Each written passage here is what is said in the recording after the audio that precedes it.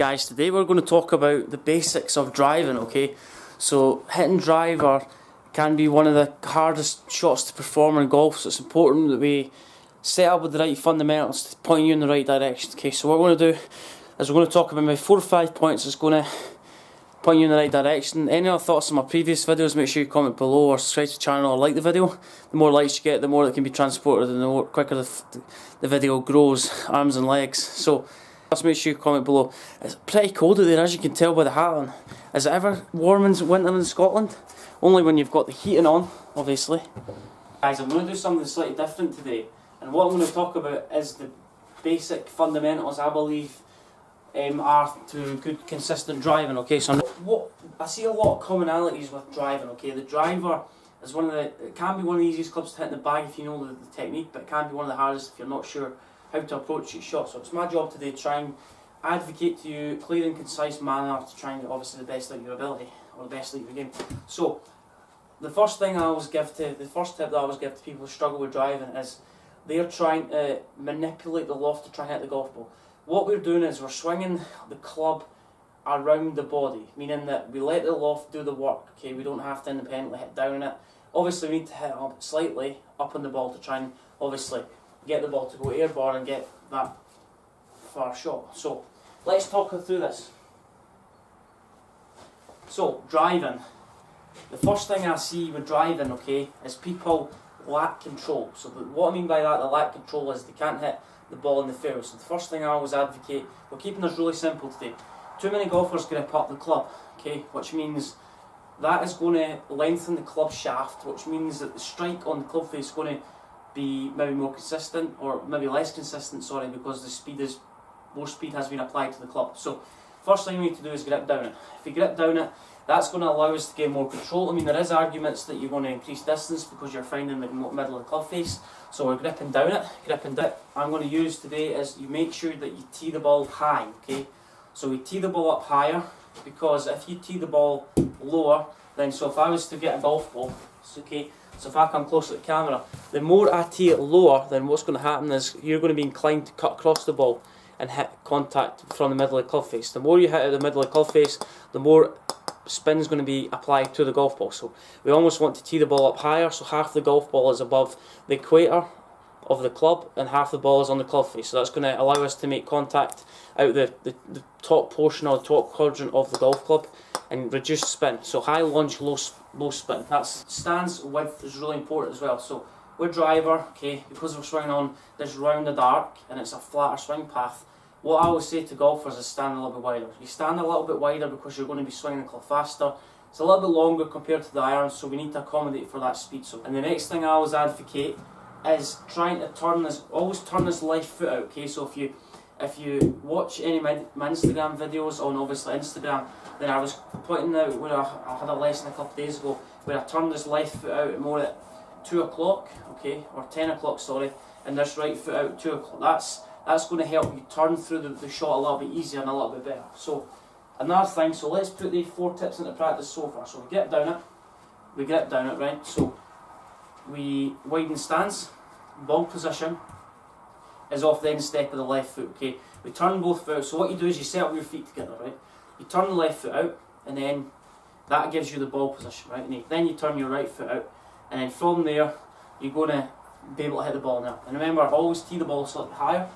So, and now what we're going to talk about is shoulder tilt. So, I see a lot of common errors, okay? So if you're with me so far, I see a lot of common errors where people are hitting drivers. So what happens is this lead shoulder, so you say, oh, you need to hit the driver really well, you need to try and obviously hit it as hard as you can. But what happens is people get to the top of the backswing, they pull down with the shoulders, they don't initiate the hips, then this lead shoulder, so left shoulder gets really low. And what that does to the loft on the club face, so if I get into this position, it de-lofts the club face is going to be closed. So we need to create a little bit of shoulder tilt. So what I say is put your left hand on the club, take the right hand off. You can see the shoulder tilt, so my shoulders are level here. Slide the right hand down to the right knee, and then just put the hand on the club with keeping the left hand on. See how we've got a little bit of shoulder tilt? So think of the shoulders as an aeroplane taking off. The more the plane's tilted up the way, the higher it's going to go. Okay, it's the same sort of principle. So obviously shoulder tilt, and I like to see about 55% of the weight on the back foot. That's going to create that ascending angle of attack instead of that descending. People get too much weight forward. So let's put the tips into practice so far. Let's actually hit some shots here. So turn this right toe out, that's going to help you turn a little bit easier in the backswing. The hands travel further. And then as we're coming through, we need to create this shoulder tilt. So we create that shoulder tilt by, the last thing you need to do, take the right hand off the club, slide down your right knee, create a little bit of shoulder tilt, feel like there's 55% of your weight on your back foot, and then that's going to help you obviously hit the ball in the up, and then feel like this left shoulder moves up the way. Let's try another couple of shots. So I always get down with it when I'm hitting driver, because sometimes I can get a bit loose sometimes, or a bit wild gripping up it, because I'm inclined to swing faster. Obviously, to create distance we need a bit of speed, but we need control as well, if that makes sense. So grip down it, half an inch, or even an inch, just to try and shorten the arm swing and get the body turning more efficiently. So we get to the top, feel like we're getting this left shoulder higher. So if you set up with this left shoulder high, it's going to obviously naturally go up on the way through. So we get to the top from there. So I was saying this left shoulder higher. I want you to feel like you pin your right shoulder back. Okay, so if you pin that right shoulder back, there's two ways to look at it. If you address the ball, put the right hand down, put the right hand on, that's going to create a little bit of tilt. But a lot of golfers go back to this movement where this right shoulder stays in the front. So feel like you're pinning the right shoulder back, okay? So if you pin the right shoulder back, the left shoulder gets slightly higher. Another thing I like to see when people are driving, so if I was to get a cane, then so my ball to target line, so this cane I'm going to put down now is my ball to target line. Obviously some people say, oh, you need to get your feet squared to the target. That's good for a shot that's slightly shorter, but I always like to say with people when they're driving the ball, we want to create an in to out swing path, okay? So if my shoulders are aiming, so where my shoulders positioned obviously directly affects the direction of travel of the club, okay? So if I set up to the left with my shoulders, we're going to cut across it. So what we need to feel like we're doing is getting this right shoulder, feel like it's more in a closed position. That's going to encourage the club to come from the inside, and the bottom of the arc is going to happen before the club reaches the golf ball. Too many golfers treat the driver as if they're hitting an iron, where they set up with this lead shoulder too high, and what happens is they hit down the golf ball and contact's made in front of the ball. So what we need to do is, if I was to get rid of the two canes, set up with the shoulder slightly right of target, feel like we're swinging from the inside. We want the club to obviously, to get the ball in the air, you need to obviously have loft, so we want the club to hit down before the golf ball. Maybe 2 or 3 inches, that's going to allow the club to elevate up the way, instead of hitting down where the club hits golf ball then hits the ground after. Obviously we're trying to feel like we're getting this right shoulder pinned back. We want to keep the right shoulder out of sight, okay? Meaning that the right shoulder stays more behind us, which allows the left shoulder to get more in front. So if I was to down the line, if I was to get this right shoulder in front, what it does to my shoulders, it opens up the shoulder. So feel like we're getting this left shoulder higher, pinning the right shoulder back, but the right shoulder stays out of sight. Okay, so we're getting down the club slightly. The reason why I'm saying get down the club is that's going to make your arm swing a little bit shorter, so it's going to encourage more of a 3/4 swing. You don't have to obviously swing all the way down here, like John Daly, Bob Watson, to create up power.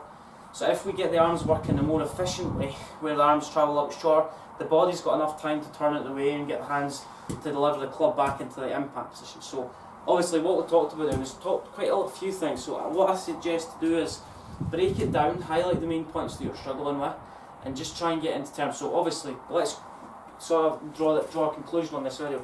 So tip number 1, grip down it. Grip down the club to obviously try and shorten the swing.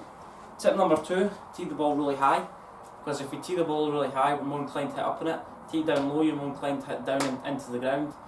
And then obviously, tip 3, get this left foot turned out towards 10 o'clock, right foot turned out at 2 o'clock, ball position off the left heel. So get this, remember to get a little bit spine tilt, so this way, where we're getting the right hand to go down to the right knee, left shoulder gets higher, that's going to encourage our shoulders to be in a slightly close position. Pin the right shoulder back, feel like we're hitting the ball from the inside, and obviously what we talked about is trying to feel like we are swinging a little bit shorter, 3/4 swing, and then feel like we're hitting up on it slightly. So with the stance a little bit wider to keep a bit more balance and stability. and then we're getting the club to hit the ground before the golf ball so it can rise up and create that ascending angle attack. So if you've got any thoughts in that video, remember to pin the right shoulder back, and then we're going to swing more from the inside. Any thoughts in that video, allow the arms to swing a little bit shorter. Comment below with your thoughts on the video and subscribe to the channel. Make sure you like the video if you like it, and subscribe if you like my videos, and follow me on our social media platforms, Twitter, Facebook and Instagram under Gmail. Thank you.